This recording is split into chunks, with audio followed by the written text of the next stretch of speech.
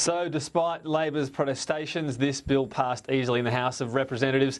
It'll head to the Senate, but that's where it will falter, with Labor and the Greens determined to vote no. Well, for more on Qantas and the rest of the day's political issues, I'm joined by our panel today, newly minted Labor frontbencher Stephen Jones and also Liberal MP Tony Smith. Thanks. Welcome to both of you. Good to be with you. Congratulations, Stephen. Thanks, Smithy. Yeah. Starting on a very friendly note, we'll see how the rest of the show goes. Let's start with a not-so-friendly note, cheese-eating surrender monkeys. Oh, well, look, all that talk of cheese made me hungry, I've got to say. After the debate, I went and had a cheese sandwich. It was a willing debate and serious issues at stake. So we could focus on, you know, the name-calling over both sides of the House, or we could focus on the big issues. Bad day for jobs, bad day for a national icon. Hopefully we'll be able to stop this bad legislation going through the Senate. Well, sometimes the best way to sum up a story is in 30 seconds. If you look at it right now, Qantas is saying repeal the Sale Act, repeal the carbon tax. Labor's saying no. Yeah, we're saying no. There are two major airlines in Australia, Virgin and Qantas. Virgin is backed by 3 governments. Qantas is backed by none, and that's the difference. We agree there should be a level playing field. You know, Joe Hockey was running around the place. If you want them backed by 3 governments, if you open things up, then Qantas could be too, albeit not the Australian government. Yeah, we just don't happen to think that that's in the national interest, that the Chinese government or a government of any other country around the world owns our national carrier. We think the arrangements are right. We think a debt guarantee would be right. We think there's some significant changes that need to be put in, managerial within the company, but it's fundamentally, as Alan Joyce himself has said, it is a good company. Tony Smith, something else Alan Joyce has said as of Wednesday, not so much before, was that the carbon tax was a significant factor in the company's prospects, or struggles, I suppose you'd say. When it was introduced, though, neither Qantas nor Virgin fought it very hard. They were going to, presumably, like many businesses, pass it on to their customers. We're talking in the order of $7 to $9 per ticket, not significant. It seems since the capacity wars, they've decided to absorb it instead. Can they blame the government on something that was a strategic business decision? Well, the point that has been made is, I think their carbon tax bill was $106 million. And if you look at Alan Joyce's comments yesterday, he's saying even if there was a debt guarantee, the benefit would be in the tens of millions of dollars. Now, we've had a 3 or 4 hour debate down there in the House of Representatives. The issues are very clear.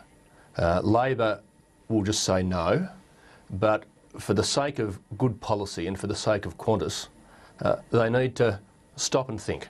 Stop and think before the debate happens in the Senate. I mean, Tom, as I looked around that chamber in that series of divisions, it was very obvious that the Labor Party of today is not the Labor Party of the early 1990s. This Labor Party here in Canberra wouldn't privatise Qantas. They've got their foot on the accelerator and the gear in reverse. And that's the situation that Qantas faces. And if you want to protect jobs at Qantas, give them a level playing field. Your front bench, I'll get back to the level playing field. Your front bench of today is not the front bench it was 2 years ago before the election, because both Warren Truss and Joe Hockey were saying we cannot get rid of the Qantas Sale Act restrictions, because if we do, Qantas will be broken up. It won't be in the national interest. Jobs will go offshore and a foreign government will come in and buy it. We don't think that's in the national interest. They were right then, they're wrong now. I'd like to go to the part about the government being reluctant to go guarantor, essentially expose the taxpayers to some sort of risk. It obviously goes into the wider argument about the age of entitlement and so on. What about something a bit tangential, the novated lease tax break?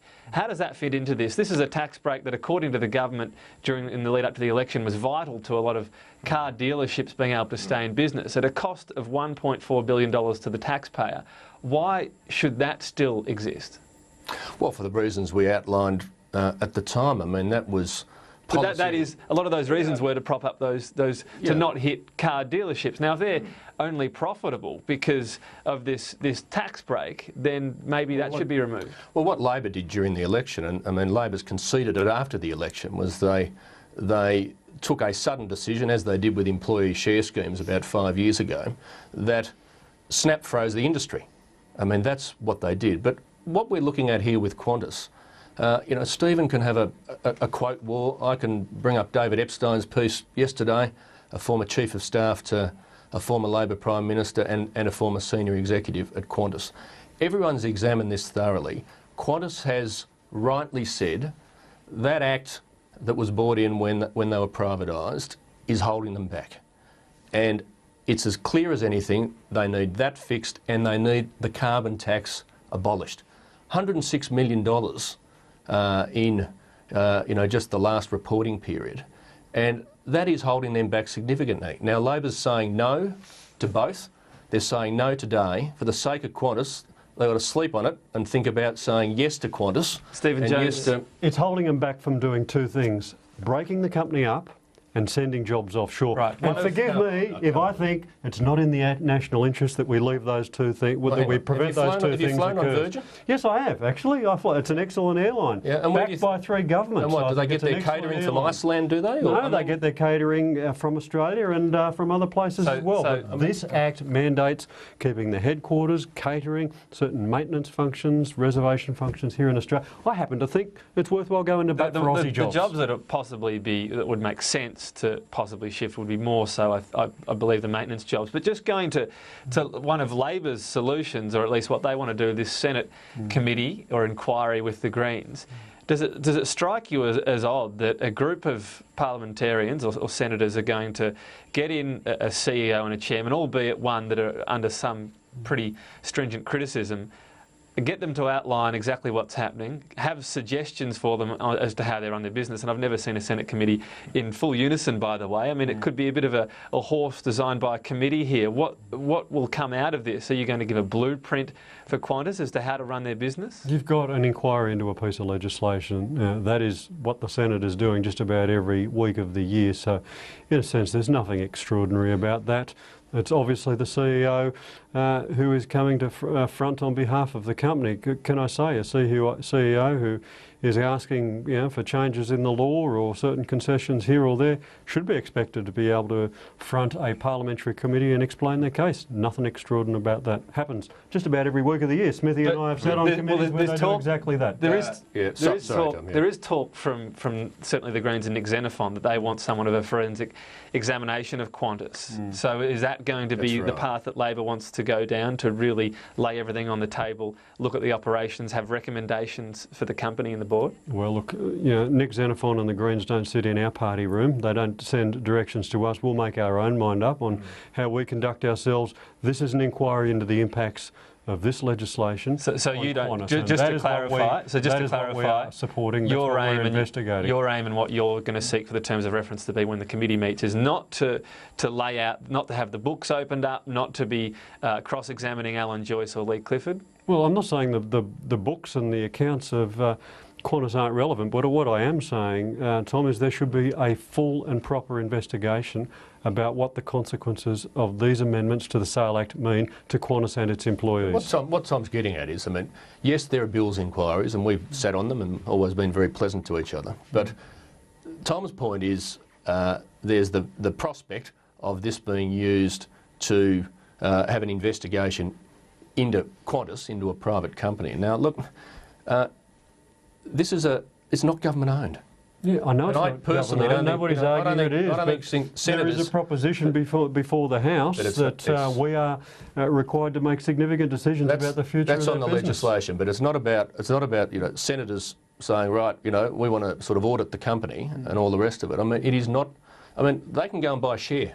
I mean, if they want to be a shareholder, or if they want to be on the board, let them do it. Tony Smith, we did hear from the Prime Minister and the Treasurer late last year that they wanted a discussion about what to do with Qantas, about more of this foreign ownership. We didn't hear, did we, a really strong case from them before the real woes started in the last week or so, and we had indications from the Treasurer that perhaps a loan guarantee was up there. Has this case been made emphatically enough and for long enough if they want really long-term, heartfelt community support? Isn't it up to them to have perhaps something more in depth? Perhaps this sort of inquiry, is it going to get this? No, I think you've had 3 months of deep consideration on the issues. And I think what that shows is the Treasurer and the Prime Minister looked at this very, very carefully.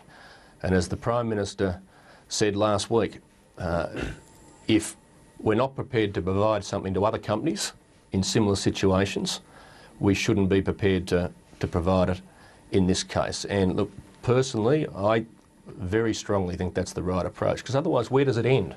And I'm amazingly on a unity ticket with David Epstein on this, who was Kevin Rudd's Chief of Staff.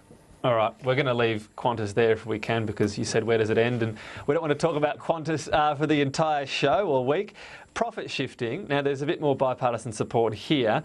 I want to delve into why you think it's happening when we're talking about these complex things such as transfer pricing, but the headline article today about Apple paying 50 cents in $1,000. Whose fault is this? The US is getting dragged kicking and screaming, it seems, to any sort of changes. Well, I think this is absolutely immoral behaviour. I think what Apple is doing, I mean, they're hitting us at both ends. They're ripping us off with overcharging us for things like iTunes downloads. Australia pays one of the highest rates in the world for the same product of any other country. So they're ripping us off on the way in and they're ripping us off on the way out. I think it's absolutely immoral. You can't say this is... What about the US as well? You can't say this is specifically about Australia, because they're not paying tax anywhere. Here is a company which is, conspiring to ensure it pays tax nowhere in the world. That's immoral. Tony Smith, Joe Hockey's been pretty strong about this topic and raising it at the G20. Does he have to say to the US, you've got to shift on this? Well, he rightly put it up there in lights at the finance ministers' meeting. And squinted. No, look, come on. There's a G20 leaders meeting in November. It's up there on the top of the agenda. Now, look, this is the agreement, though, I believe, was to talk about it more, not the strongest agreement as yet. Well, but look, this is a jurisdictional problem, quite obviously, and that's why you need a world solution as best you can. And it is a highly complex area that's affecting every country. But if you don't get support basically across the board, it's very hard to fix. Now, we're taking a strong stand on it. You've had the finance ministers' meeting, you've got the G20 leaders' meeting. What I thought was interesting in that article, I mean, although Apple haven't said anything, was some of the quotes that the journalist had got from some authorities in the US as well. So it's a live issue for all economies, and it is, in many respects, the #1 tax problem. All right. Well, can I make this observation, Tom? Joe Hockey has walked tough, has talked tough and walked soft on this one.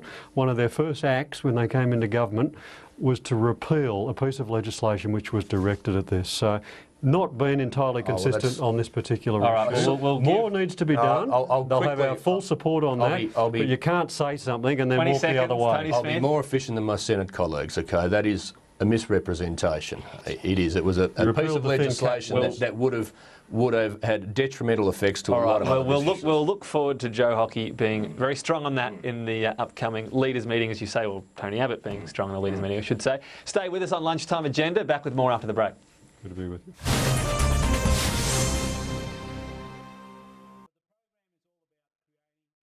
My name is Jeff McCallum. I've been a farmer since 1964. We farm about 3,000 hectares around the mine with no till. We grow wheat, canola, barley, field peas and lupins, and our yields are persisting. I've never seen an effect from the mine. There's nothing to affect it. Even on the boundary of the mine, it's nothing there. You could be farming anywhere. So call now or search Real Final Expenses Insurance. We'll be there. Hi, it's Jennifer. I've just seen an ad on TV for your final expenses insurance and I want to find out more about it. Certainly, I can help you with that, Jennifer. This insurance is designed to help cover the cost of your funeral and other expenses you leave behind. That's just what I need. I don't have much in savings and I don't want my kids to have to pay for my funeral. Real Final Expenses Insurance simply takes that worry away. So do I need to have money saved up right now to buy the policy like I would with a prepaid funeral? Not at all. That's the beauty of this insurance. You just pay a fortnightly or monthly premium and your family will receive the benefit amount that you've selected, up to $15,000 if you pass away. And the benefit amount triples if death is accidental. But it's important to remember, your family gets paid the full benefit amount regardless of how little you paid in premiums. How much would I be up for? I'm 56. On our fixed premium rate option, a $5,000 benefit will be locked in at just $6.18 per week. And that wouldn't increase? No, your premium would only increase if you chose to increase your benefit amount. Plus, we'll even refund 10% of the premiums you've paid after the first 12 months of your policy. Sounds perfect. Can you post me out the application forms? Oh, there's no need for any of that, Jennifer. You're guaranteed cover right now over the phone with no medical or health questions. This really is as easy as it sounds on TV. So why not call now on 1300 337 325 or search Real Final Expenses Insurance. We'll be there. Mark Visser made his name as a big wave surfer. Now he's looking for his next challenge. But there's one bit of gear he can't pack. It's something he'll need to find in himself when the time arrives. Courage. And as Mark will soon find out, courage comes in many forms. It's the gear you need.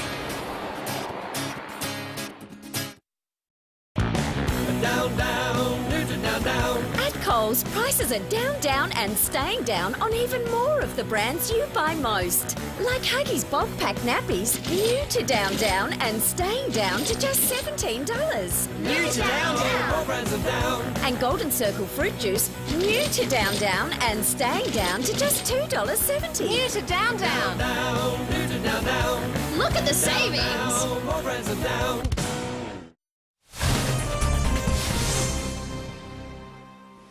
Welcome back to Lunchtime Agenda. With me today we have our political panel, Liberal MP Tony Smith and Labor frontbencher Stephen Jones. I might go to the Climate Change Authority report. It didn't get a lot of attention last week.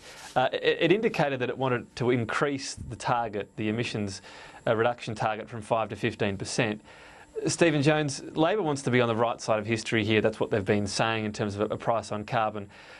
Is there a problem, though, and is there a herd of credentials that they did water down the overall policy towards the end of your term? We've got Hazelwood on fire at the moment, but still chucking out brown coal emissions. Does that really hurt your credibility, Labor's on this? No, look, politics is the art of the possible, mate, and you've been around this building a while.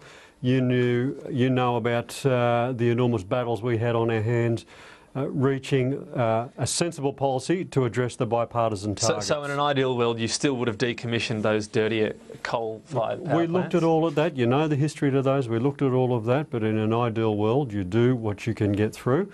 There is no doubt that there is problems with those brown coal-fired plants down in Victoria.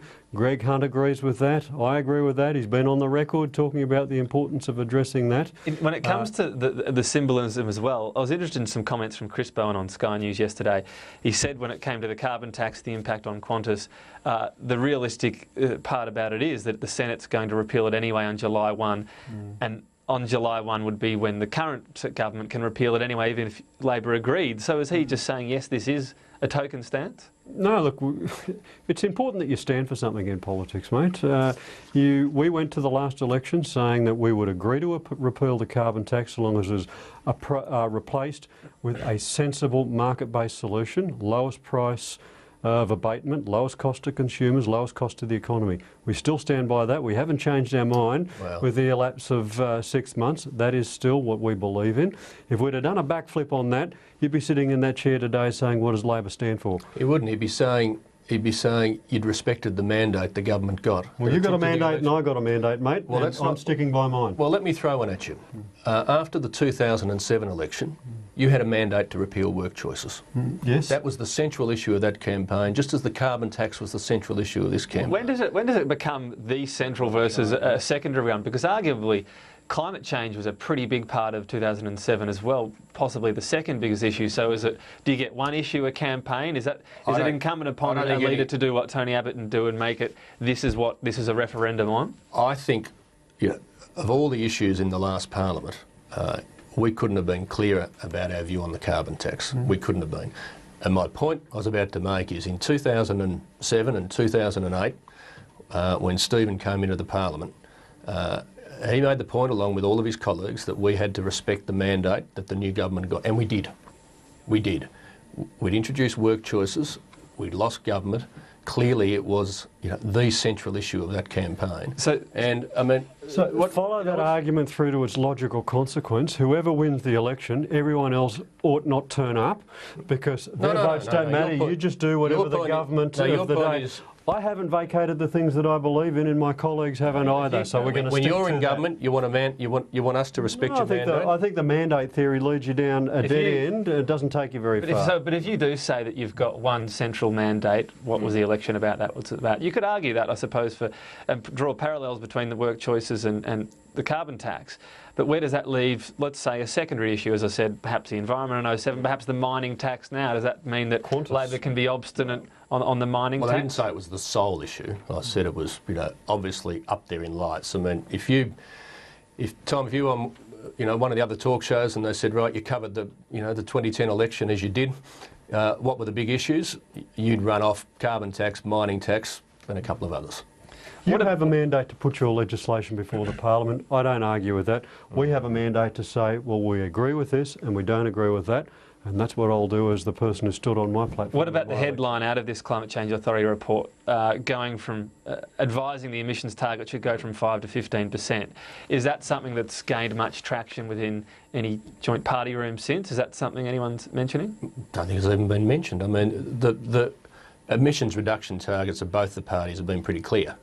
Stephen Jones, you're not keen for any shift, well, I think or is Labor taking much notice of this report either? I think the difference between Labor and the Coalition is we have always been mindful of and accepting of the advice of the scientists. Right, let's move beyond that though. This 15% target, is that gaining much traction? Can we expect something out of Labor? To be honest, the report's been out for a week now. We haven't delved through it.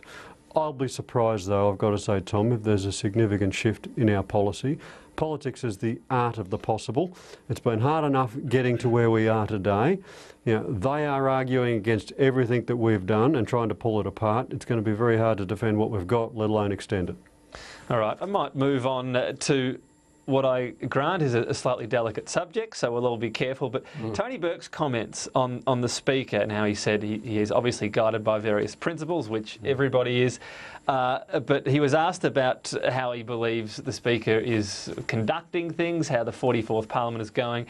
He said that he wouldn't comment on that, but as a general rule, he says that referees should not be involved in sledging on the field. Stephen Jones, dangerous territory, something you agree with? Hard to disagree with the principle when put like that. I've always had a pretty fair dealing with this and all previous speakers. But sometimes I look at some of the rulings and I must say I raise my eyebrows and say, from where I sat, that wasn't how I saw the things unfolding. And I guess when we watch the cricket, we do the same thing. Well, yeah, I'm certainly guilty of that one, some of those DRS reviews.